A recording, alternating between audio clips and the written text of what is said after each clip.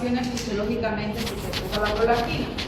En primer lugar está la lactancia materna, ¿no es cierto? Fisiológicamente en la lactancia materna va a haber aumento en la producción de prolactina en el embarazo, pero también se va a secretar bajo estrés, en el periodo natal, que también sabemos que se secreta, en el ejercicio, en el sueño y en las relaciones sexuales son las expresiones fisiológicas de la prolactina. ¿Bien?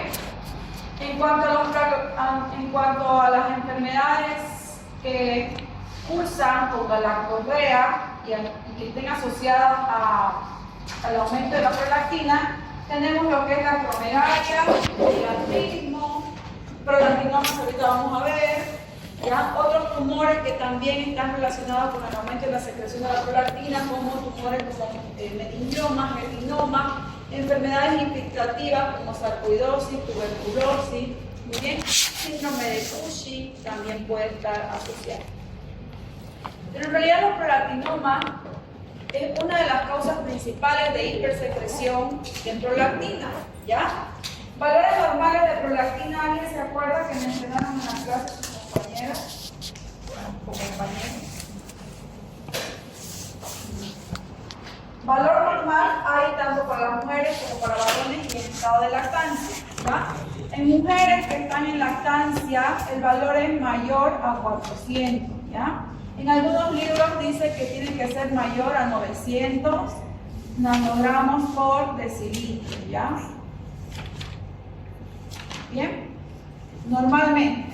En mujeres normales que no cursen con una gestación, lo normal es de 0.7 a 20, ¿ya? Y en varones también de 0.7 a 25, dice. Muy bien.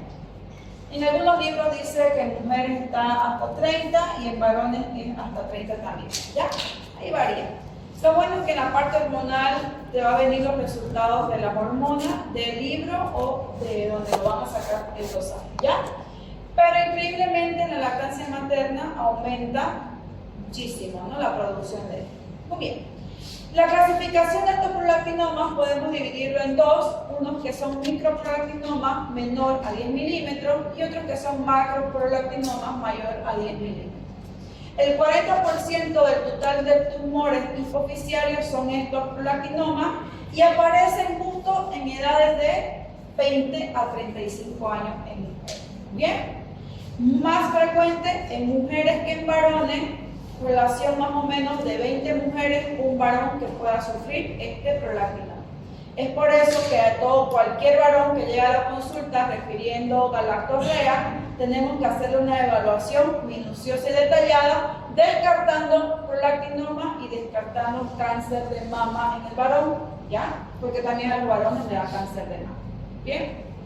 Entonces, la prolactina o estos micro o macroprolactinomas son frecuentes y mayormente de alta prevalencia. 100 de cada millón de habitantes vamos a tener prolactina.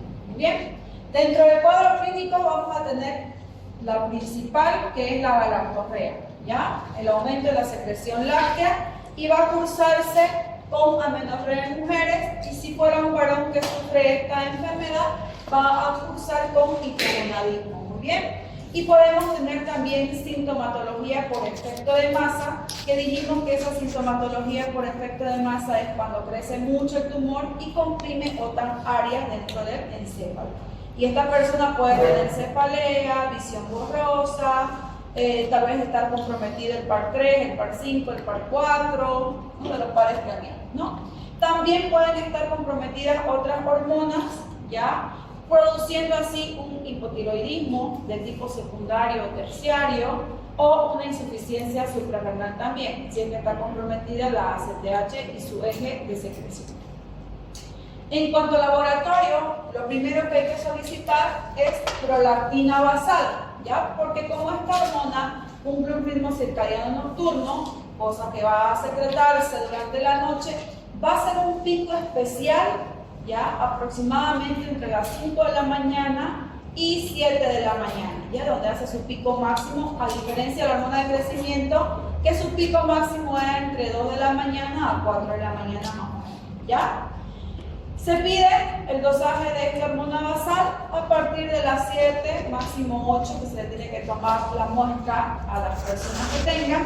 Y laboratorialmente podemos tener algunos parámetros que nos indican o que nos pueden indicar si esa persona está teniendo una hiperprolactinemia por causa de estos adenomas o macroadenomas. Bien, como ya vimos, los valores normales de prolactina y que estando en estado fisiológico normal sin embarazo son muy bajos, o si saliera un valor menor a 100 o que esté más o menos entre 20 a 100 ahí más o menos, que es su parámetro, nosotros tenemos que pensar que puede ser un posible prolactinoma y tendríamos que pedir tomografía, resonancia magnética, ¿no es cierto? O en todo caso rayos X de ciatura. Si nos sale entre 100 a 200 nanogramos por ml, podemos confirmar que ya sí es un probable prolactinoma y lo único que nos queda es tomografía o resonancia magnética. Y mayor a 200, sin duda, es un tumor hipersecretor a nivel de hipófisis. Y aquí, ¿qué se tiene que hacer? Dosar hormonas tiroideas, hormonas de la corticotrofina y hormonas del crecimiento también, porque seguramente van a estar aumentadas, ¿ya? O disminuida en todo caso, dependiendo si es hipersecretor o hiposecretor. En este caso, el tumor de prolactinoma es hipersecretor, ¿ya? En cuanto al diagnóstico de diferenciales, tenemos que ver si es por estado fisiológico, por hipotiroidismo, si hay una lesión en la pared torácica que esté estimulando, que si es que estamos ante una insuficiencia renal o de causa idiopática. ¿Ya? En cuanto al tratamiento médico de esto es quirúrgico, si es un macroadenoma va a ir quirúrgico, tenemos que mandarlo al neurocirujano y ahí que se encargue la parte quirúrgica y luego nosotros hacemos las reposiciones hormonales si es que hubiera que reponer o bloqueamos la producción de otras hormonas, cualquiera, dependiendo de lo que encontramos en el cuadro clínico. De todas formas, si son microprolactinomas, hay evidencia científica que dice que la bromocriptina, que es un tratamiento análogo de la dopamina, en todo caso, perdón, agonista de la dopamina, ¿ya? Ha ayudado a reducir y disminuir la sintomatología de estos macroadenomas. Otro medicamento que también ha dado una contribución buena en cuanto a la reducción de estos tumores es la cabergolina, así que cualquiera de los dos nos va a ayudar con la reducción de estos tumores de macroadenomas, ¿ya? Entonces, estos medicamentos mayormente se los utiliza o sus indicaciones son macroadenomas o microadenomas en situaciones de aborto, en muerte fetal o óbito neonatal también se los utiliza para el cese de la correa en todo caso, ¿ya? Y que la mujer vuelva a tener una ovulación normal. En cuanto a la bromocriptina y la cabergolina, la bromocriptina se da en dosis de 0.5 miligramos y puede darse cada 12 horas hasta que cese la galactoferina. Y también la cabergolina es un poquito más carita, pero es mejor para usar. Se la puede dar una vez por semana en una sola dosis, de 2 a 4 semanas o hasta que cese también la galactoferina. ¿Bien? Y ahí va la cirugía para estos hiperprolactinos. En realidad este tema es cortito porque ya hemos hablado de la parte de la fisiología de la prolactina. Hoy día, ¿quién le toca poner? Bueno, tratamos este tema porque este tema es interesante y es muy bonito lo que es diabetes insípida. Ya tiene mucho de fisiología. Y diabetes insípida no es lo mismo que diabetes mellitus, ¿ya? Son muy diferentes, no tienen nada que ver en cuanto a la fisiopatología y la fisiología de ninguna de las dos, ¿ya? Lo único que se parecen es que las dos tienen el término de diabetes, ¿ya? Pero las causas son distintas. Para diabetes insípida vamos a ver que la alteración va a estar a nivel de la hormona de ADH. En cambio, para la diabetes mellitus vamos a ver que la alteración va a estar en la secreción de insulina. O sea, son dos hormonas distintas. Pero que se llaman igual, ¿por qué? ¿Y por qué se parecen? Pasa que las dos van a producir un síntoma que se llama poliuria.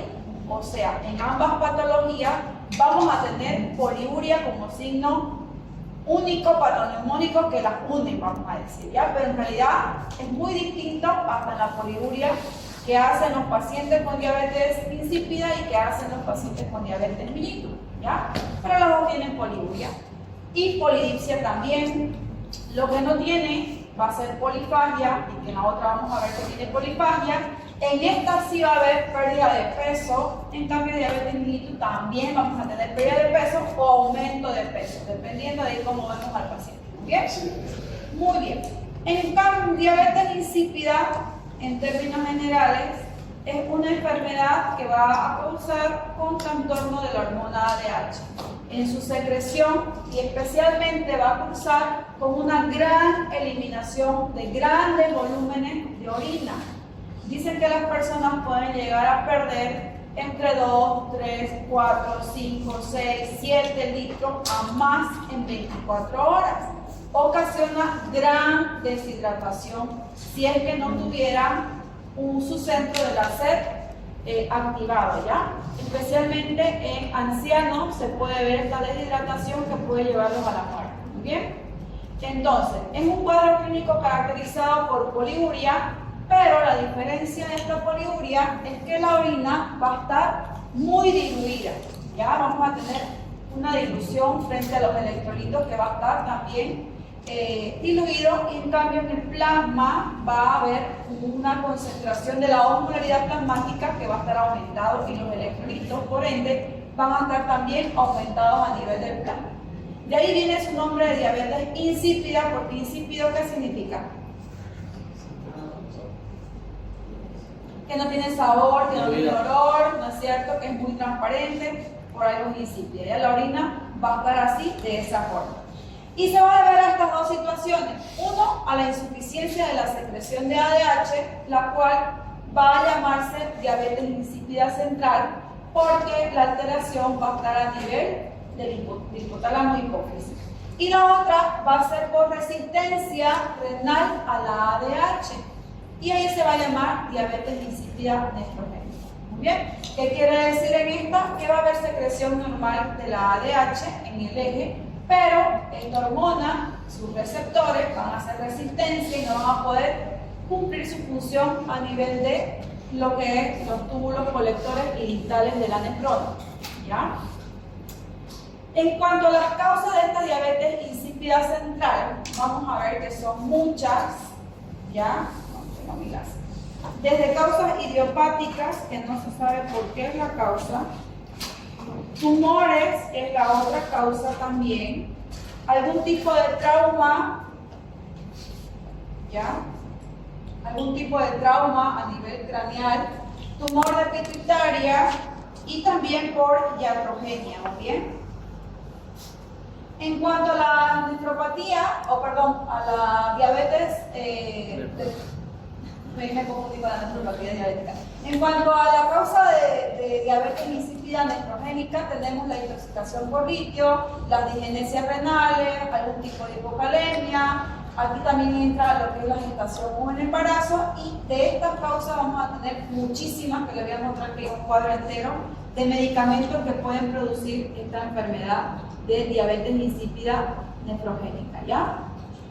En cuanto a la central, vimos que el daño tiene que ser de un 80% de las neuronas que secretan esta ADH. La causa principal es idiopática, luego vienen tumores, ¿ya? Otra de las causas es iatrogénica, como dijimos, por algún tipo de cirugía que haya una lesión a nivel de hipotálamo hipófisis, e inclusive enfermedades infiltrativas como tuberculosis en este caso, o sarcoidosis, que también puede estar asociada. ¿Bien? En cuanto a la diabetes nefrogénica, también vamos a ver que aparte de las mencionadas que le dije por drogas o congénitas o familiares, también por mutación del gen que puede estar presente, especialmente para el receptor B2, que es frecuente en todo caso, especialmente en varones, ¿ya? En cuanto a las manifestaciones clínicas, va a aparecer lo que es en la diabetes central insípida, poliuria, ¿ya? Pero que va a respetar la hora del sueño, polidipsia y tendencia a la deshidratación por mayor pérdida de volúmenes. Muy bien. ¿Qué características tiene esta poliuria con respecto a la diferencia de la poliuria con diabetes mellitus? Es que la poliuria va a ser hipotónica, ¿ya? Con diferencia de que en la diabetes mellitus va a ser hipertónica. Pero para saber cómo una orina, tenemos que saber los valores normales del valor normal de orina, ¿no es cierto? Porque si no, ¿cómo vamos a saber que está hipotónica, hipertónica y cómo está su densidad y cómo está toda esta cosa para ver en el examen de orina y que sepamos o no sepamos esto, ¿no? Tenemos que ver que hay ciertas características en el examen general de orina, si es que alguien lo vio, y se divide en tres partes el examen general de orina. Una parte donde uno ve las células ya que se filtran por el riñón. Otra parte es donde se ve el pH, la densidad, la osmolaridad ya urinaria. Y va a haber una última parte donde nosotros vamos a ver si hay algún tipo de, que se llama química sanguínea, si está filtrando glucosa, si está filtrando proteínas, nitritos, calcio, potasio, o sea, de lo que sale la parte electrolítica y bioquímica de la orina. ¿Bien? Entonces, por eso les digo que en el examen de orina podemos diagnosticar muchísimas enfermedades con respecto a la parte renal y por otras causas, ¿ya? ¿Qué es lo que nos importa saber para diagnosticar lo que es la diabetes insípida con ver solamente un examen de orina? Tenemos que tomar en cuenta la densidad urinaria, tenemos que tomar en cuenta la osmolaridad urinaria, ¿ya? Esos dos factores. Bien, el pH aquí no se toma mucho en cuenta, pero sí la densidad y la osmolaridad. Lo normal de densidad urinaria tiene que ser menor a 1005, ¿ya? En algunos libros dice 1010, ¿ya? Que es lo normal. ¿Y la osmolaridad urinaria, alguien sabe cuánto es lo normal? La osmolaridad plasmática, ¿alguien sabe cuánto es lo normal? ¿Y será igual la osmolaridad plasmática que la urinaria?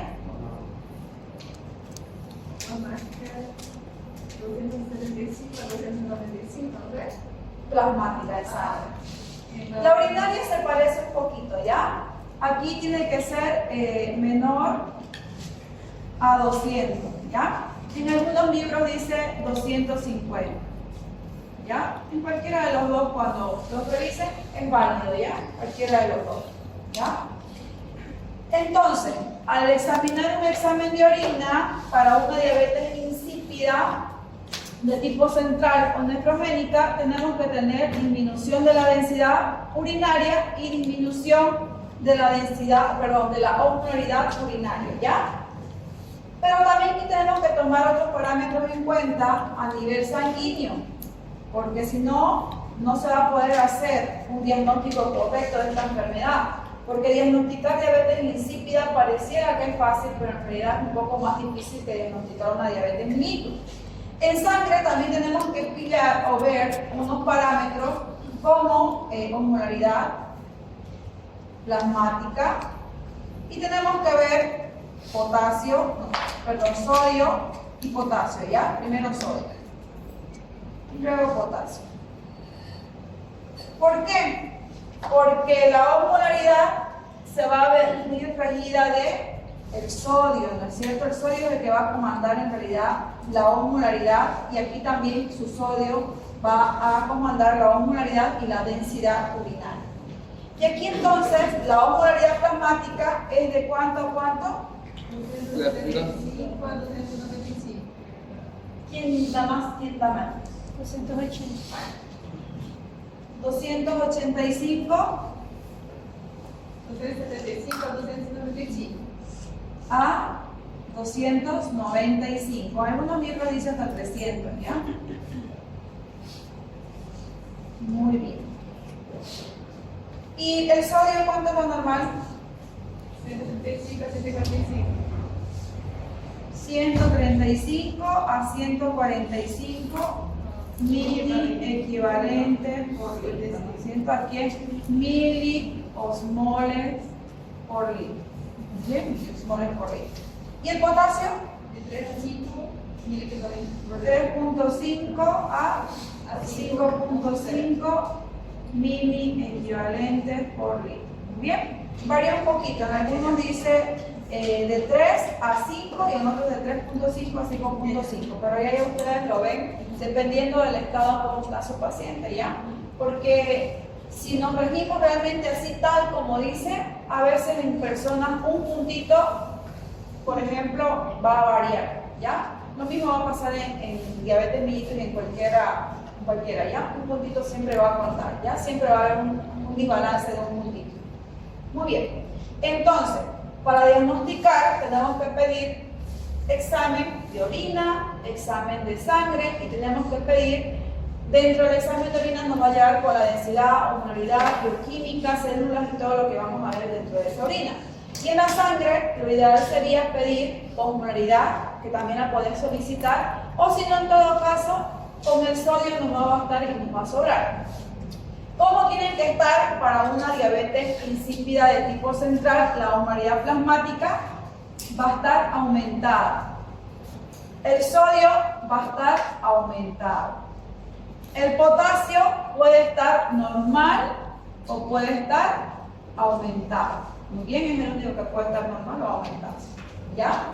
Entonces, repito, pedimos estudios de laboratorio para el diagnóstico de diabetes insípida y el cual vamos a pedir orina y sangre, y la fórmula sería densidad y osmolaridad urinaria disminuida versus a una osmolaridad y sodio aumentado en plasma. Si ustedes se dan cuenta, esto nos va a dar un desequilibrio hidroelectrolítico, ¿no es cierto? Y obviamente va a alterar la parte de la osmolaridad, ¿no es cierto? Y entonces esto nos va a ocasionar un desequilibrio hídrico, el cual nos va a producir deshidratación como complicación. ¿Y qué tipo de deshidratación nos producirá en todo caso esta enfermedad?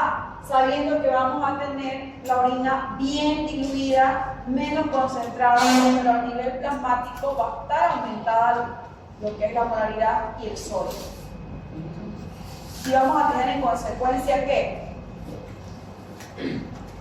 ¿Qué enfermedad? Hipernatremia.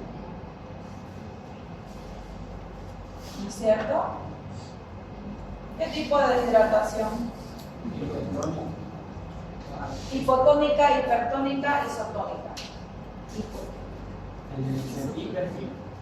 Hipertónica, porque no se olviden que el sodio va a comandar la osmolaridad, ¿no es cierto? O sea, el paciente va a tener sintomatología por reflejo de la alteración a nivel sanguínea con respecto a que esa ADH no está funcionando bien y el riñón va a empezar a eliminar agua, ¿cierto? Va a eliminar grandes cantidades de agua. Les digo entre 1, 2, 3, 4, 5, 6, 7, 10 litros, 20 litros, esa persona, aunque ustedes no lo crean, ¿ya? Entonces, como complicación, esta persona va a tener deshidratación, podemos llegar a tener una hipernatremia, y entonces esta persona, aparte de tener poliuria, ¿ya? Y polidipsia, porque va a empezar a activarse mecanismos de nuestro cuerpo de compensación, y el primer mecanismo de compensación va a ser sed, ¿no es cierto? Y va a empezar a tomar agua. Ese mecanismo del centro de la sed, que va a ser compensatorio en un inicio, ¿ya? Va a impedir que esa persona sufra una gran deshidratación y muera rápidamente, ¿ya? Esta enfermedad, a comparación de la diabetes mellitus, no mata tan rápido como una diabetes mellitus descompensada. ¿Por qué? Porque va a estar activo nuestro centro de la sed que va a tratar de compensar. ¿Bien? Excepto en quiénes? En niños y en ancianos, que esta enfermedad se vuelve muy peligrosa y mortal si hubiera una de estas enfermedades en esas personas, ¿ya? Que no esté compensado su centro de la sed. Después pueden estar meses orinando y compensando, ¿ya? Muy bien. Y entonces aquí nos venimos a los signos y síntomas de esta enfermedad. ¿Qué va a tener como sintomatología esta persona? Aparte de la poliuria y la polidipsia. Fatiga, agitación. Va a tener fatiga, ¿qué más? Palpitaciones. Puede haber taquicardia, ¿qué más? al examen físico, ¿cómo vamos a encontrar a esta persona? Por ejemplo, mucosa deshidratada, piel seca, Deshidratación, podemos encontrar las mucosas deshidratadas, la lengua deshidratada, piel seca. pliegue cutáneo deshidratadísimo, la piel seca. ¿Qué más? La hipernatremia, ¿qué sintomatología nos va a dar? ¿Qué causa una hipernatremia en la persona? Ya dijeron taquicardia, pero también la taquicardia puede ser por deshidratación. ¿Qué más? Y es grave la hipernatremia. ¿Qué más? Arritmia cardíaca, ¿qué más? Hipertensión no compensatoria, ¿qué más? Y llevarte a la muerte, la hipernatremia te lleva a la muerte, ¿no es cierto? Muy bien. Entonces esta persona va a tener esta sintomatología, muy bien, estas manifestaciones clínicas. Que yo se lo puse en este cuadrito, pero ya. También puede tener cefalea, debilidad, estado mental alterado, coma, ¿no? Por la deshidratación rápida en estas personas que pierden esta cantidad de agua. Ahora, esta es una manera de diagnosticarla de forma rápida e inmediata a través de una historia clínica y de pedir solamente unos estudios de laboratorio simples. Pero a veces no es tan simple la cosa como para diagnosticarla inmediatamente y que sepamos si es una diabetes insípida central o es neurogénica. Hay otros estudios que también tenemos que solicitar para confirmar ya lo que son los laboratorios para esta enfermedad. Y uno de esos se llama prueba de la deshidratación. Cuando sabemos que es diabetes insípida, pero tenemos que ver qué tipo de diabetes es, si es insípida central o si es insípida nefrogénica. ¿Bien? Esta prueba de la deshidratación es peligrosa de hacerla y solamente se debe hacer con el paciente internado, por lo que vamos a provocarle mayor deshidratación. ¿Por qué? Porque tenemos que cortarle cualquier ingesta de agua a esa persona. Entonces sí o sí tenemos que tenerla internada para cualquier emergencia. ¿Qué logra o qué es el objetivo de esta prueba de la deshidratación? Hay un diagnóstico diferencial para esta enfermedad fuera de la diabetes mellitus que se llama polidipsia primaria, que la van a llevar seguramente en psiquiatría, ¿ya? Y son estas personas que toman compulsivamente litros y litros de agua. Conocen a una persona, pero realmente que tomen litros y litros de agua. Tienen compulsión a la ingesta masiva de agua, ¿ya? Litros y litros, ¿ya? Entonces, ese es un diagnóstico de polidipsia primaria por causa psiquiátrica más que todo, ¿ya? Entonces, su diagnóstico diferencial principal de estas enfermedades es esta polidipsia primaria, ¿muy bien? La cual, esta prueba de deshidratación nos va a llevar a este diagnóstico o, en todo caso, a una diabetes central o nefrogénica, ¿muy bien? ¿Cómo le hacemos esta prueba de deshidratación? Bueno, internamos al paciente una noche antes o esa misma noche pesamos al paciente, lo medimos. ¿Por qué? Porque esta prueba también nos va a dar una disminución de peso significativa, ¿ya? Y también el peso es un indicador de la parte hídrica, ¿bien? Porque recuerden que nuestro cuerpo está compuesto también por agua, entonces si va a perder, va a disminuir el peso de esta persona, ¿bien? Metemos a internarlo, pesamos, medimos todo, la orina, pedimos una orina normal esa noche y al otro día a partir de las 8 de la noche no se le debe dar absolutamente nada de agua, restricción y hay que controlar a ese paciente. Bien, al otro día en la mañana volvemos a pedir lo que es el examen de orina y volvemos a pedir lo que es la osmolaridad sanguínea, ¿ya? Y volvemos a pesar al paciente. En la mañana vemos si ha tenido una disminución del 3 al 5% del peso corporal de toda la noche, que restringimos la parte hídrica, y el resultado de la medición de la osmolaridad urinaria y de la osmolaridad plasmática nos va a llevar a esto. o a que si es que se normaliza y los estudios salen negativos, puede ser una polidipsia primaria. Si en todo caso nuestros resultados que les dije ya saliera positivo o más o menos ligeramente un puntito así medio alto, ya podría ser diabetes insípida. Bien, hasta ahí vamos a confirmar nuestra diabetes insípida y luego tenemos que someter al paciente a una segunda prueba que se llama prueba de vasopresina, que todavía va a seguir internada la persona y esta nos va a dar si es que es una diabetes central o es una diabetes neurogénica. Bien. Aquí nosotros vamos a utilizar un análogo sintético de la hormona ADH que se llama vasopresina, que seguramente ya van a hablar el grupo de ADH que acabo de poner. En una solución fisiológica diluimos ya 5 unidades de esta vasopresina, porque la vasopresina te viene en ampolla, te viene en aerosol, te viene en comprimido, o sea, te viene en muchas presentaciones, ¿ya? Y medimos la osmolaridad urinaria. Si esa osmolaridad urinaria me sale normal, podemos pensar que es una diabetes de tipo central. Si me sale un poquito, aunque sea un puntito aumentado o ligeramente aumentada o muy aumentada, pensamos que es de tipo nefrogénica. ¿Muy bien? Ahora, ¿cuál es el tratamiento para la una y para la otra? El tratamiento es súper fácil. Si es central, necesita desmopresina, ¿ya? O ADH. Y por suerte hay en todas las presentaciones. Ya está gota, en jarabe también viene. Y le damos desmopresina a esa persona. ¿Por cuánto tiempo? Por el resto de su vida, porque ya vieron que no está funcionando bien la ADH. ¿Muy bien? Y si es diabetes insípida nefrogénica, tenemos que ver la causa. ¿Ya? La causa, si es por medicamentos, se suspenden los medicamentos, si es por intoxicación por litio, se suspende la medicación con litio, si es por tumor a nivel del riñón y de la glándula suprarrenal, pues se tiene que sacar ese tumor, ¿ya? Y en todo caso, si hubiera algún tipo de problema, lo que tenemos que dar es tiazidas en este caso. ¿Y por qué damos diurético en este caso de diabetes insípida nefrogénica? Porque si le damos diurético vamos a deshidratar más, ¿no es cierto? Pero no se le da cualquier diurético.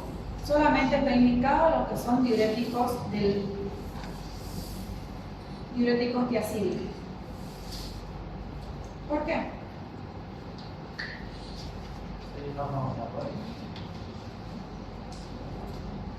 ¿Qué hacen los diuréticos tiacídicos a nivel de los tubos?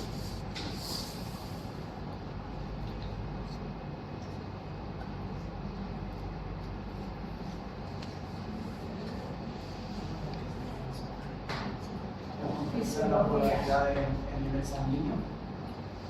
No es el que se lleva el sodio y el potasio, la tiacida.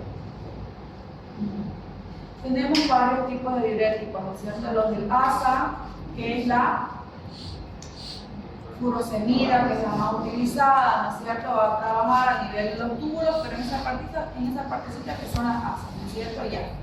Y mayormente esos diuréticos del ASA nos va a producir mayor eliminación de agua y electrolitos, o sea, te deshidrata full, no bota sodio y potasio porque necesitas disminuir la presión arterial, disminuyendo o eliminando agua y electrolitos.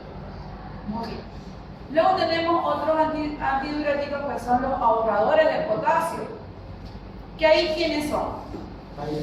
Amilorida y espironolactona, ¿no es cierto? ¿Y qué van a hacer estos a nivel de los túbulos? Solo dejan pasar agua. Solo van a dejar pasar agua y un poquito de sodio, pero ahorrando el potasio. Por eso se llaman ahorradores del potasio. Va a hacer que el potasio tampoco no se elimine. De cierta forma va a tratar de compensar la parte intracelular y de esa forma va a eliminar agua, ¿no es cierto? Luego tenemos estos, los tiacídicos. ¿Y qué van a hacer estos tiacídicos? Y aquí tenemos lo que son la hidroclorotiazida, que es la que más se utiliza en todo, la verdad, la hidroclorotiazida.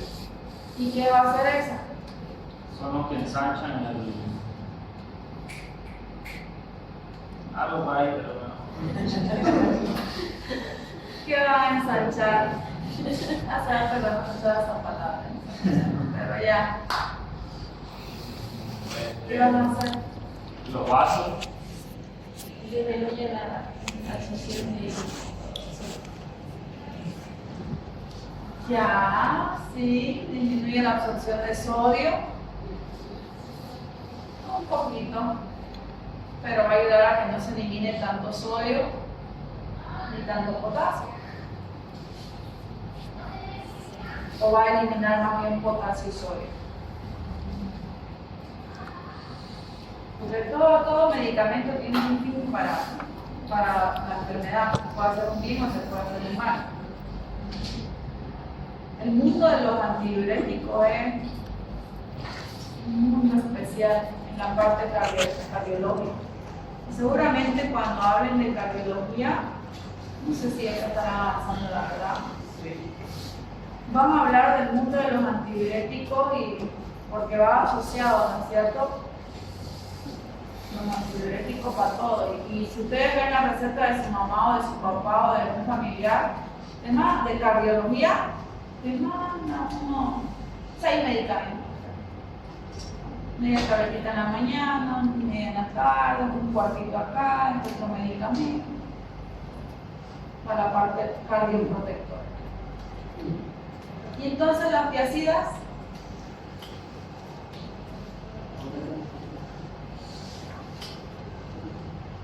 van a hacer que me elimine sodio, un poquito de potasio y que me contribuya a que esa agua no se elimine toda. Me va a ayudar un poquito con la reabsorción de agua. Por eso es que es tan bueno y tan malo al mismo tiempo y dependiendo para qué lo va a utilizar son las tiacidas.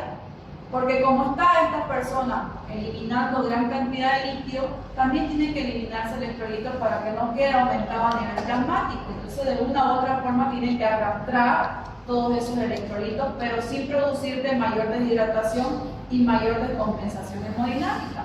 Entonces las dosis de hidroproteacida aquí no son altas, son poquitas, una cuarta de tableta, media tableta, ¿no? Y dependiendo de la paciente. Y se le da asociado a otro tipo de medicamentos también, ¿ya? Pero más que todo aquí en la nefromédica se trata la causa, de qué es lo que causa esa diabetes insípida de tipo nefrogénica, ¿ya? Y ahí se trata. Luego les mencioné que había una diabetes insípida de tipo gestacional, que no es frecuente, pero puede ser que esté. Porque normalmente durante la gestación va a haber un aumento, va a haber una leve disminución de la ADH a partir más o menos de las 30 semanas a 35, produciendo que la mujer tenga más ganas de ir al baño. Normalmente, fisiológicamente va a pasar esto. Pero pasa que puede pasar del límite, ya, este metabolismo de la ADH, y puede desarrollar una diabetes insípida de tipo central, gestacional, momentánea, cosa que el embarazo termina y la mujer vuelve a la normalidad. Y mayormente se va a deber por culpa de esta enzima que se llama cistamina aminopeptidasa placentaria, que se presenta en grandes cantidades durante la gestación. Normalmente va a estar presente, ¿ya? Normalmente está presente a partir de las 30 semanas en adelante hasta que culmine el parto, pero es en pocas cantidades, cosa de que no haya mucha ida al baño, ¿no es cierto? No haya mucha eliminación de orina. Pero en algunas situaciones, por culpa de esta placenta que se vuelve hiperactiva, va a secretar estas grandes cantidades de esta enzima que va a hacer que me bloquee tanto mi oxitocina como mi ADH. Entonces, al bloquear esta oxitocina y ADH, va a producir que la mamá vaya a orinar grandes cantidades de orinas y orina a partir de las 30 semanas en adelante. Y otra cosa, al bloquear mi oxitocina puede bloquear lo que son las contracciones de parto. ¿Ya? Entonces, sí puede terminar esto en un embarazo de alto riesgo obstétrico, sí, tal vez sí se tenga que utilizar oxitocina para inducir el parto, ¿ya? Con ADH, la verdad es que no se utiliza desmopresina como tratamiento, porque una vez que termine en cesárea o en parto normal, esto va a volver a la normalidad. Pero tal vez sí vayan a utilizar en este caso, que es importante, lo que es la oxitocina para inducción del parto, ¿ya? Porque es la que nos está comandando. La ADH va a volver a la normalidad culminando el embarazo, ¿ya? Lo bueno es que es reversible y que no deja secuela para nada, excepto con la oxitocina en el momento del parto, que se puede faltar, ¿ya? En todo caso, el tratamiento principal para esto es oxitocina, si fuera el caso. Muy bien. Preguntas hasta acá.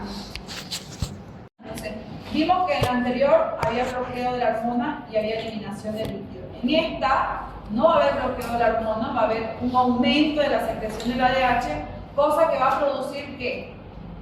Que no elimine la orina.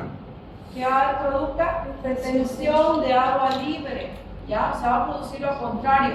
Si en la anterior vimos que eliminaba grandes cantidades de volumen de orina, en esta va a producir todo lo contrario. Va a haber retención de agua libre, va a haber hiponatremia a nivel plasmático. Y acá se voy a poner la fórmula, ¿ya?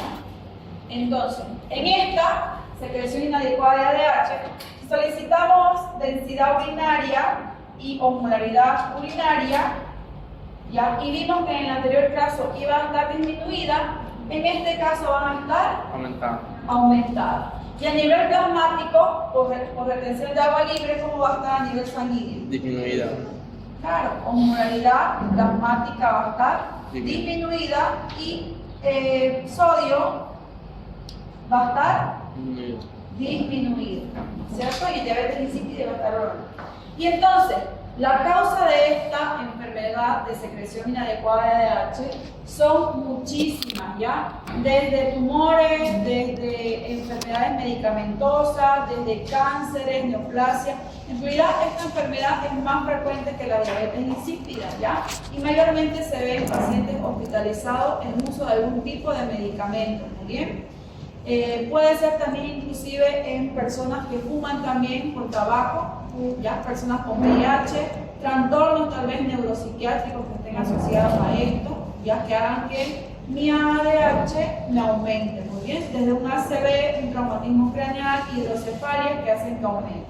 El diagnóstico tenemos que pedir tanto la parte urinaria como también la parte sanguínea, y en todo caso tenemos que ver aquí si hubiera otra enfermedad agregada para el diagnóstico diferencial de esta enfermedad.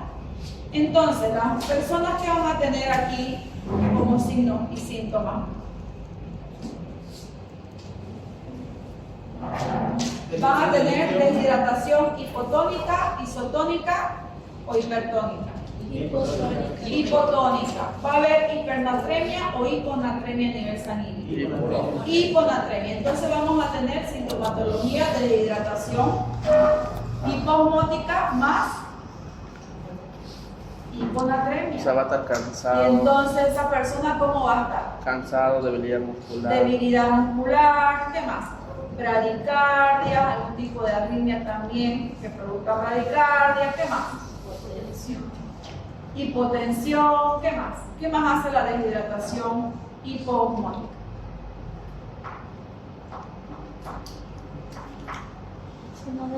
Va a haber retención de agua libre. Edema. Puede haber edema, como también puede no haber, ¿ya? Puede ser que sí haya edema, puede ser que no haya, porque el agua mayormente que se va a retener es agua libre, la cual por el sodio, que es el sodio el que va a hacer que produzca mayormente los edemas, si en todo caso fuera al revés, va a haber edema y signo de Godet positivo. En este caso puede ser que no haya, ¿ya? Porque el sodio también va a estar disminuido, ¿ya? Pero si hay, también puede ser que haya, más que todo por retención de agua libre. ¿Qué más? Somnolencia. Cefalea, somnolencia, ¿no? Todos esos signos de deshidratación hiposmótica y de hiponatremia. Y la orina va a estar súper concentrada. Entonces, en la orina vamos a ver que tal vez haya, o tal vez nos reporte el examen de orina, aumento de los electrolitos y que nos diga que se está aplicando sodio y potasio y tal vez oxalato de calcio y demás cosas que puedan pillarse en el examen de orina fuera de la densidad urinaria y la osmolaridad. Muy bien. En cuanto al tratamiento, la verdad es que hay que hacer corrección del sodio plasmático porque una hiponatremia ya es más grave que una hipernatremia, y también en cuanto al tratamiento de la hiponatremia es más complicado que tratar una hipernatremia, ¿ya? Entonces la corrección de sodio se tiene que hacer de 1 a 2 miliequivalentes en las primeras 3 a 4 horas, no más de 0.5 miliequivalentes, ¿ya? Y se tiene que hacer lenta esa reposición, porque si nosotros la hacemos rápido, ¿qué vamos a causar? Hay una enfermedad que si tú haces una corrección de sodio rápida, porque lo viste que estaba en 120, y posibilidades de paro. ya 100%, pero tiene su nombrecito. Y si tú metes rápido el sodio, se te puede morir el paciente por corrección rápida de sodio. Tengo un TikTok de eso, se lo voy a mandar para que nunca más se olvide, porque yo creo que viendo TikTok más se le va a quedar en la mente. ¿Ya? Parece que vamos a trabajar con el TikTok este semestre.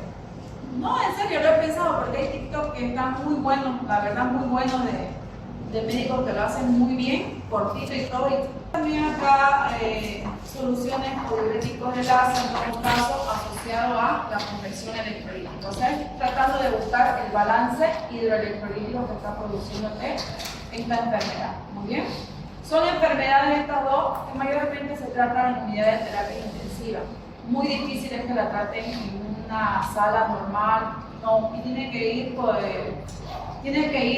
también el balance hídrico en estas personas, cuánto de volumen, cuánto de electrolito, monitoreo continuo para estas personas. ¿Ya? Muy bien.